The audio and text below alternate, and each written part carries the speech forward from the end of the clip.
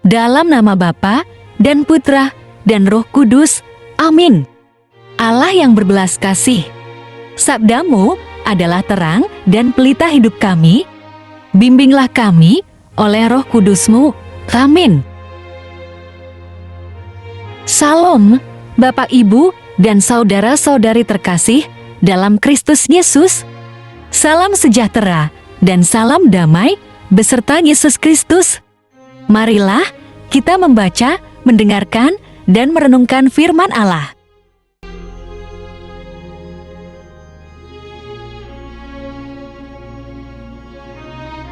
Bacaan pertama. Pembacaan dari Kitab Keluaran. Janganlah kau tindas atau kau tekan seorang orang asing, sebab kamu pun dahulu adalah orang asing di tanah Mesir. Seseorang janda atau anak yatim janganlah kamu tindas. Jika engkau memang menindas mereka ini, tentulah aku akan mendengarkan seruan mereka. Jika mereka berseru-seru kepadaku dengan nyaring, maka murkaku akan bangkit dan aku akan membunuh kamu dengan pedang. Sehingga istri-istrimu menjadi janda dan anak-anakmu menjadi yatim.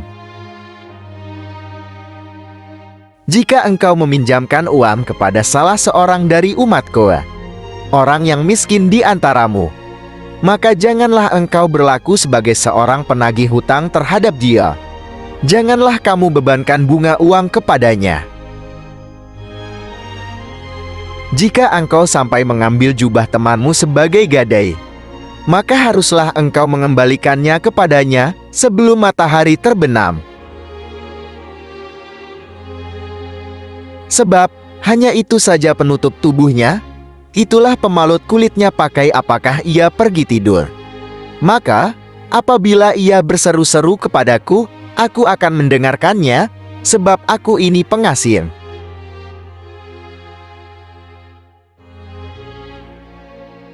Demikianlah sabda Tuhan. Syukur kepada Allah.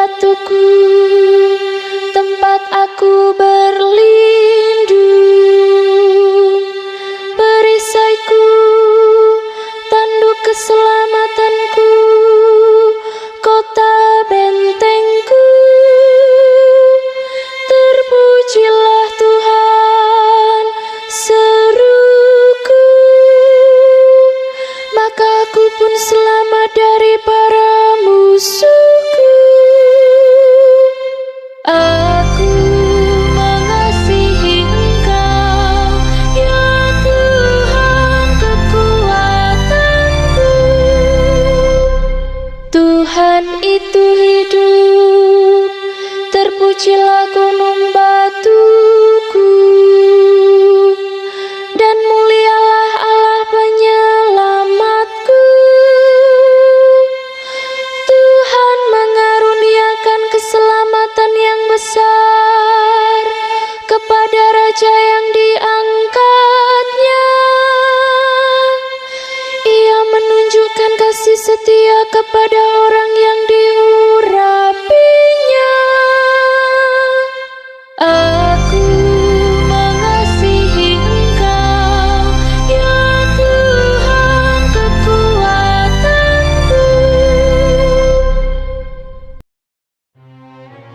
Bacaan kedua. Pembacaan dari surat pertama Rasul Paulus kepada jemaat di Tesalonika.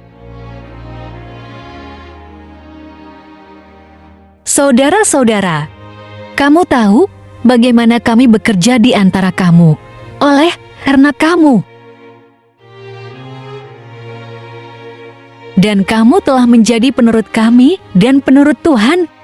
Dalam penindasan yang berat, kamu telah menerima firman itu dengan sukacita yang dikerjakan oleh Roh Kudus.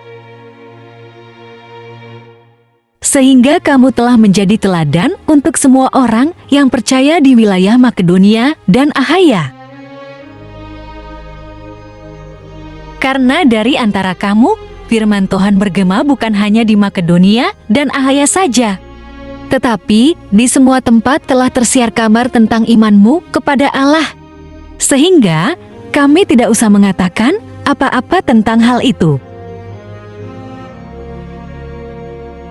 Sebab mereka sendiri bercerita tentang kami, bagaimana kamu sambut dan bagaimana kamu berbalik dari berhala-berhala kepada Allah untuk melayani Allah yang hidup dan yang benar. Dan untuk menantikan kedatangan anaknya dari sorga yang telah dibangkitkannya dari antara orang mati, yaitu Yesus yang menyelamatkan kita dari murka yang akan datang.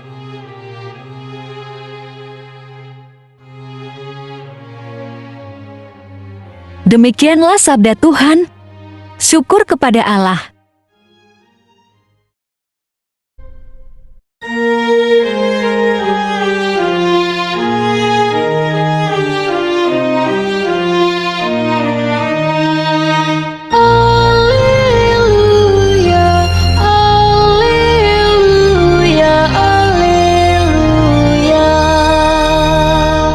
Jika seorang mengasihi aku, ia akan menuruti firman-Ku. Bapa-Ku akan mengasihi dia, dan kami akan datang kepadanya. Alleluia, alleluia, alleluia.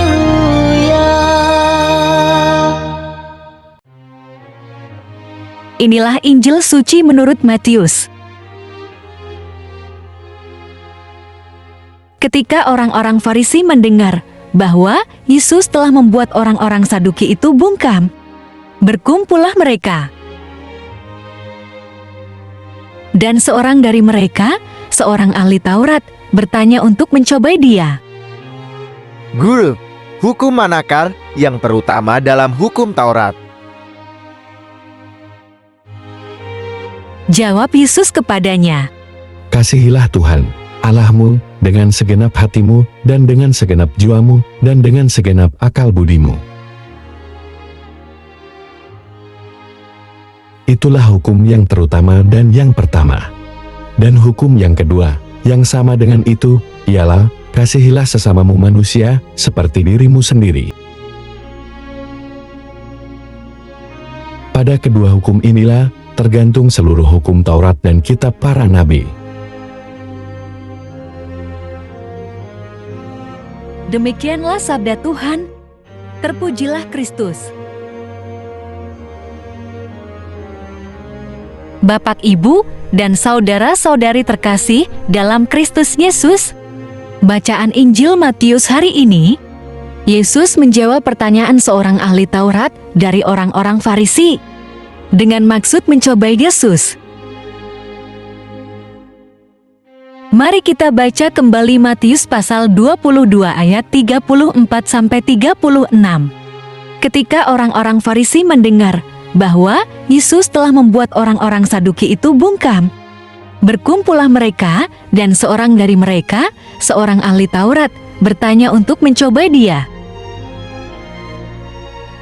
Guru, hukum manakah yang terutama dalam hukum Taurat? Tentu saja Yesus tahu maksud jahat mereka, dan ia mengutip dari kitab Ulangan pasal 6 ayat 5. Kasihilah Tuhan, Allahmu dengan segenap hatimu dan dengan segenap jiwamu dan dengan segenap kekuatanmu. Kasihilah sesamamu manusia seperti dirimu sendiri. Pada kedua hukum inilah tergantung seluruh hukum Taurat dan kitab para nabi. Bapak, Ibu, dan saudara-saudari terkasih dalam Kristus Yesus, kita sering mendengar kedua hukum kasih ini. Pertanyaannya adalah, apakah kita sudah mempraktekkan kedua hukum kasih ini di dalam kehidupan kita sehari-hari? Realita kehidupan di dunia sekarang ini justru menunjukkan bahwa dunia ini kekurangan kasih dan membutuhkan kasih. Dengan mudah seseorang menyuarakan kasih, namun tidak sesuai dengan perilaku hidupnya sehari-hari yang jauh dari perbuatan kasih. Suatu ironi terjadi di dunia ini, terlebih di sekitar kita. Ada seorang yang kaya harta dunia yang dimilikinya, tetapi hatinya tertutup rapat melihat saudara kandungnya hidup dalam kemiskinan, dikarenakan ada konflik di antara mereka bersaudara. Sedangkan orang ini dikenal sebagai seorang donatur, menyumbang uang untuk pembangunan gereja, mencadangkan dana untuk diberikan kepada yayasan atau panti asuhan atau segala jenis panti. Ada baiknya orang ini mendengarkan firman Tuhan di bawah ini. 1 Yohanes pasal 3 ayat 17 sampai 18. Barang siapa mempunyai harta duniawi dan melihat saudaranya menderita kekurangan, tetapi menutup pintu hatinya terhadap saudaranya itu, bagaimanakah kasih Allah dapat tetap di dalam dirinya? Anak-anakku, marilah kita mengasihi bukan dengan perkataan atau dengan lidah, tetapi dengan perbuatan dan dalam kebenaran. Apa gunanya mencari pujian dari orang lain untuk suatu perbuatan baik, jika tidak didasarkan kasih yang mengalir dari lubuk hatinya? Adalah sia-sia, sebab perbuatannya jauh dari kasih sesungguhnya. Bapak, Ibu, dan saudara-saudari terkasih dalam Kristus Yesus, dalam bacaan dari kitab Rut, bisa kita saksikan bagaimana kasih itu ditunjukkan lewat perbuatan nyata, di mana seorang mantu bernama Rut mengasihi mertuanya bernama Naomi yang sebatang kara, di mana suami dan kedua puteranya meninggal. Mari kita baca Rut pasal 1 ayat 5 dan 15 sampai 16. Lalu matilah juga keduanya, yakni Mahlon dan Kilion, sehingga perempuan itu kehilangan kedua anaknya dan suaminya. Berkatalah Naomi, telah pulang iparmu kepada bangsanya dan kepada para allahnya, pulanglah mengikuti iparmu itu. Tetapi kata Rut, janganlah desak aku meninggalkan engkau dan pulang dengan tidak mengikuti engkau. Sebab kemana engkau pergi, ke situ jugalah aku pergi, dan di mana engkau bermalam, di situ jugalah aku bermalam. Bangsamulah bangsaku, dan Allahmulah Allahku. Semua orang pada dasarnya sudah tahu harus berbuat kasih kepada sesama. Namun biang keroknya adalah sifat manusia ingin memenuhi keinginannya sendiri, lebih mendominasi daripada ingin memberi kepada orang lain di luar dirinya. Orang lain di sini mengandung pengertian selain dirinya. Bisa saja orang lain itu adalah anaknya, istrinya, orang tuanya, dasnya. Terhadap keluarganya sendiri saja, seringkali seseorang lebih memilih mementingkan dirinya terlebih dahulu. Setelah itu, kepentingan keluarganya, sanak familinya, dan terakhir barulah orang lain di luar lingkup keluarga. Mengasihi sesama saja masih harus bergelut melawan kepentingan diri sendiri, apalagi mengasihi Tuhan.